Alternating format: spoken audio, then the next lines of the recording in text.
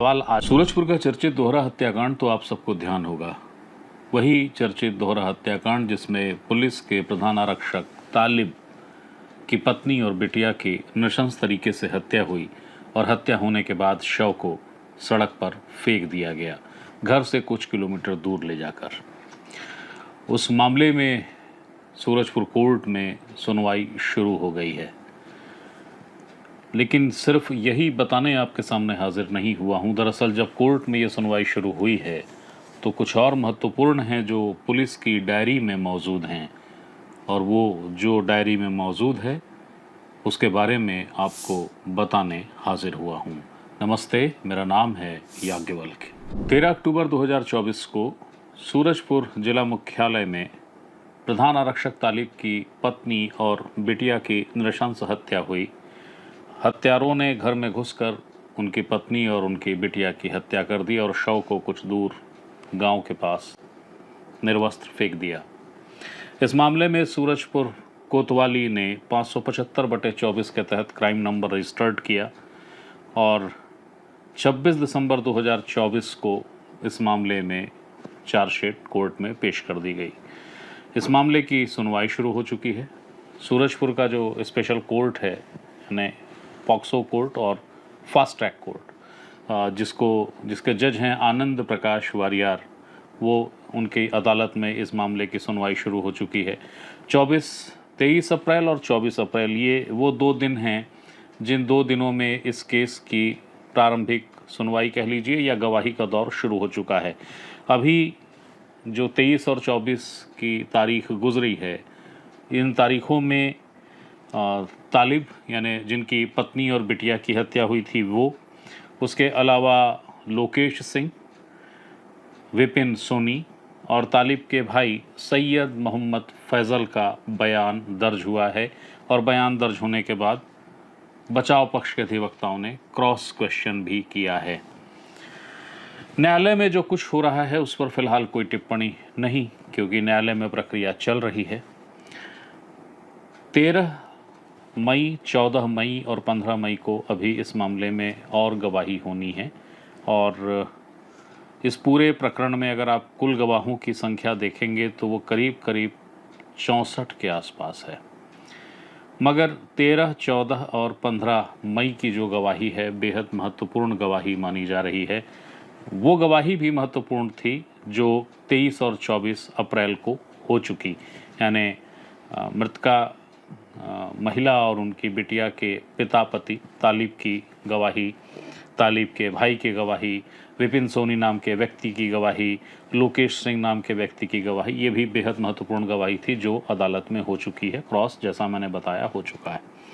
अब इसमें कुछ और महत्वपूर्ण साक्षी जो हैं उन साक्षियों का गवाही उनकी होनी है, और इस गवाही के बाद जैसे ही 13, 14 और 15 तारीख की गवाही का जो क्रम है जब वो पूरा हो जाएगा तो विधिवेत्ताओं का मानना है कि तब कहीं ये केस किस दिशा में जा रहा है ये सुनिश्चित हो जाएगा।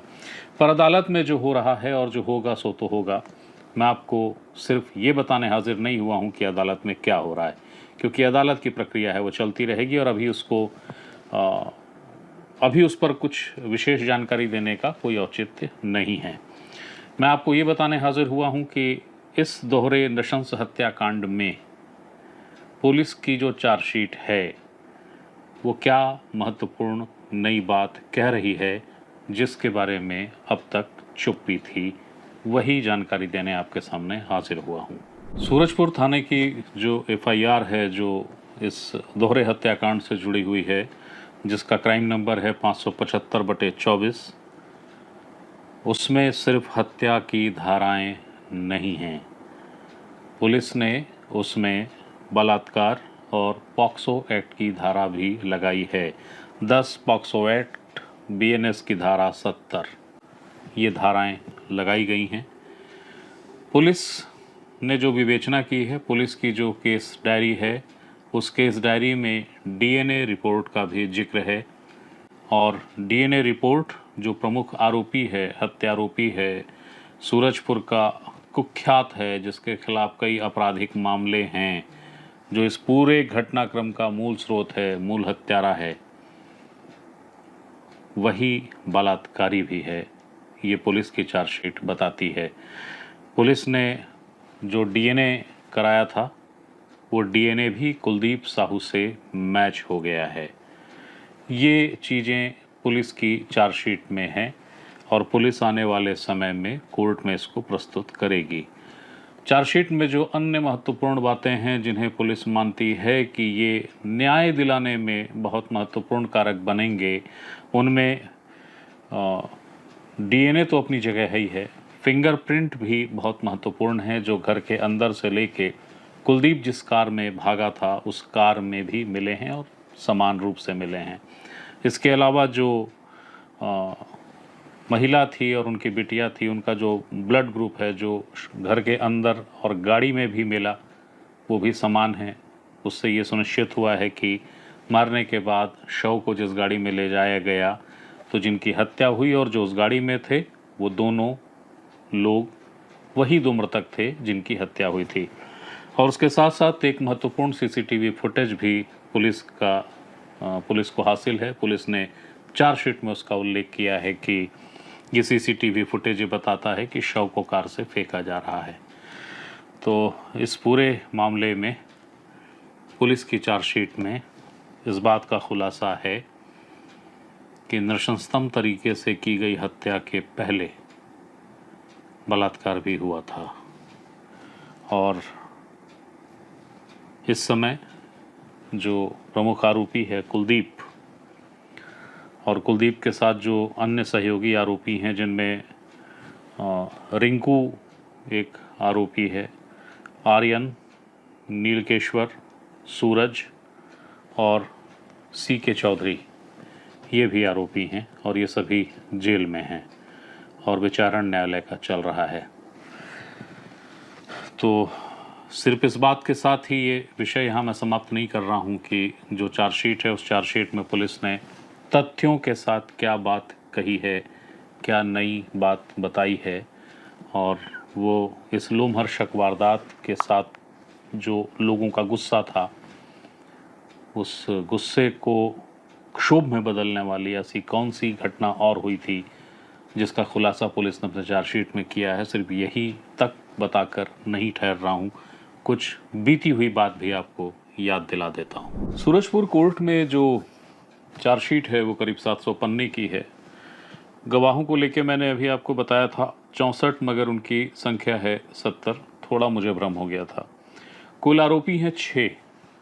कुलदीप साहू प्रमुख अभियुक्त, उसके अलावा जो आरोपी हैं उनमें है रिंकू, सी के चौधरी, आर्यन, नीलकेश्वर और सूरज। प्रमुख 4 आरोपी थे जो घटनाक्रम में शामिल थे, जिनके नाम हैं कुलदीप साहू, आर्यन विश्वकर्मा, चंद्रकांत उर्फ सीके और रिंकू सिंह। और इनमें से जो अन्य 2 हैं वो किन्हीं कारणों से घटना में शामिल हुए और सहयोगी बने, कुलदीप की मदद हुई। अब जो चीज़ आपको बतानी है वो तो मैंने बताई दी महत्वपूर्ण कि पुलिस के चार्जशीट में क्या है और पुलिस को जो उम्मीदें हैं न्याय की, उसके पीछे जो उनके चार्जशीट के साथ जो सहायक तत्व हैं जो सार्वजनिक हैं वो भी आपको मैंने बता दिया कि डीएनए और ब्लड रिपोर्ट जैसी और क्या क्या चीज़ें हैं जो सहायक हैं। बिला शक इसमें कोई दो मत नहीं है कि इन सारी चीज़ों के अतिरिक्त भी अदालत में दी जाने वाली गवाही बेहद महत्वपूर्ण है, बेहद अहम है। अदालत जब अपने किसी निर्णय पर पहुंचेगी तो विचारण के समय इन साक्षियों के जो कथन हैं और ये जो अन्य तकनीकी या जिसको आप फॉरेंसिक के साक्ष्य कह सकते हैं, ये भी महत्वपूर्ण है। पर अगर वरीयता की दृष्टि से देखेंगे तो साक्षियों का बयान बेहद महत्वपूर्ण होता है। और जैसा मैंने बताया 23 और 24 अप्रैल को गवाही हो चुकी है प्रमुख कुछ लोगों की, और कुछ और प्रमुख हैं जिनकी गवाही 13 तारीख, 14 तारीख और 15 तारीख यानी 13 मई, 14 मई और 15 मई को है। अब वो क्या है जो मैं आपको याद दिला रहा हूँ, पुरानी बात आपको ये याद दिला रहा हूँ कि इस पूरे मामले में जो प्रमुख अभियुक्त है कुलदीप साहू, इस कुलदीप साहू ने जिस दुस्साहस के साथ एक घटना की, जिस दुर्दांत तरीके से घटना की, वो अब तक कोई भी नहीं भूला है। अगर आप छत्तीसगढ़ के पुलिस परिवार की बात करेंगे, वो लोग नहीं भूले। वो लोग भी नहीं भूले जो किसी पक्ष के नहीं हैं, जिन्हें आप हम सिर्फ नागरिक कहते हैं, जिनमें मैं भी शामिल हूँ और आप भी शामिल हैं। एक लोमहर्षक वारदात, एक ऐसी वारदात जो सिर्फ इसलिए अंजाम दी गई क्योंकि एक अपराधी को उसका मनोबल तोड़ने के लिए कार्रवाई की जा रही थी। किस्सा गोई कई तरह की है, सूरजपुर बस्ती के अंदर भी है, और बहुत सुनियोजित तरीके से इस पूरे वारदात में भी जो मुख्य आरोपी है कुलदीप, उसके लिए सहानुभूति तलाशने के किस्सा गोई हैं, अभी भी मौजूद हैं। जब ये घटना हुई उसके बाद भी हुई और अभी भी जारी है। तमाम तरह के विचित्र से तर्क, जिसमें धर्म भी एक मुद्दा बनाया जा रहा है। ये बात तब भी हुई थी जब ये घटना हुई, तो कुलदीप के पैरोकार जो समाज में ही अलग अलग अपनी भूमिकाओं में हैं, वो किस्सा गोई के साथ कुलदीप साहू के लिए एक अजीब सी कहानी गढ़ते हैं, और उस कहानी में फिर बता दूं धर्म एक मुद्दा है। मगर उनके लिए भी अब ये शायद थोड़ा मुश्किल होगा बताना, या शायद फिर कोई और वाहियात सी कहानी ले आएँ, मैं वो नहीं जानता। पर किसी भी हत्या के लिए कोई तर्क, कोई कहानी काम नहीं आती। अगर कोई विवाद था तो आप कुलदीप का विवाद तालिब से था, सूरजपुर की पुलिस से था, किसी निर्दोष महिला और उसकी मासूम बेटिया से नहीं था। और तब तो और जब ये स्थापित हो कि नृशंस हत्या के पहले लोमहर्षक बलात्कार भी हुआ था। लेकिन यहाँ पर तो हर हत्यारे के पास अपनी एक कहानी है, जो कहानी वो बताता है ताकि सहानुभूति मिले, ताकि हत्या को जस्टिफाई किया जा सके। गांधी की हत्या के लिए भी कहानियाँ मौजूद हैं, पर वो कहानियाँ कभी स्वीकार नहीं होती हैं।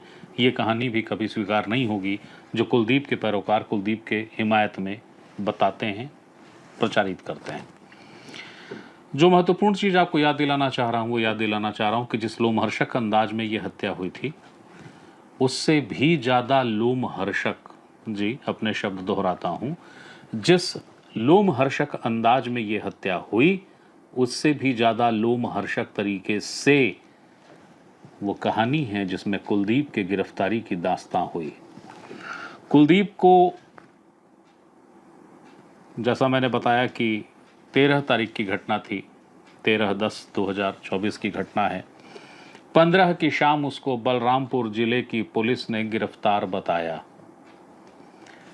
और ये कहा कि ये झारखंड में कहीं था और बस से आ रहा था और बलरामपुर थाने के पास इसको पकड़ा गया। बलरामपुर के पुलिस अधीक्षक महोदय जो हैं, उनकी तस्वीर नुमाया हुई थी। वीरता भरे अंदाज में वो कुलदीप साहू को पकड़े हुए थे, साथ में कुछ पुलिस वाले थे। ये बलरामपुर का ही थाना था जिस थाने के लॉकअप के भीतर कुलदीप साहू शेष शैया मुद्रा में लेटा हुआ था, उसकी तस्वीर वायरल की गई थी। जैसी चर्चाएं कुलदीप के समर्थन में हैं, वैसी ही चर्चाएं जनसामान्य में हैं कि कुलदीप का ये पकड़ाना और कुलदीप की तुरंत तस्वीरों को वायरल करना सुनियोजित था, बहुत सुनियोजित, ताकि कोई भी ऐसी स्थिति न हो सके कि कुलदीप को एनकाउंटर कर दिया जाए या कुलदीप को कोई जरा सा खरोच भी आए, नुकसान भी आए। मैं ये नहीं जानता हूँ कि पुलिस की चार्जशीट में अब ये उल्लेख मिलता है कि हत्या के पहले नृशंस तरीके से बलात्कार हुआ था। मैं नहीं जानता कि जिन आला अधिकारियों के और साहबान की वीरता से, असीम वीरता, अदम्य शूरता से कुलदीप साहू बेहद संदिग्ध तरीके से पकड़ाया, क्या उन्हें तब ये पता था कि सिर्फ हत्या नहीं किया था कुलदीप, उसने एक निर्दोष महिला और बच्ची की हत्या के साथ साथ घिनौना बलात्कार भी किया था। वो आईजी साहब जो उस समय हुआ करते थे, उस समय अब वहाँ से हट चुके हैं। संयोग सिर्फ ये है कि वो कप्तान साहब बलरामपुर के अब भी बलरामपुर में मौजूद हैं, जिनकी साहस भरी वो तस्वीर सामने आई थी। मुझे वाकई अभी भी नहीं पता है कि ये साहबान लोग जानते थे कि नहीं जानते थे कि जिस नृशंस हत्यारे को बड़े नाटकीय तरीके से पकड़ा गया, जिस पे हत्या से ज़्यादा सवाल हैं कि पकड़ाया कैसे। ये सवाल आज भी है, ये प्रश्न आज भी है, और इसमें इतने प्रश्न हैं, इतने पेंच हैं कि इसके उत्तर नहीं मिलते हैं।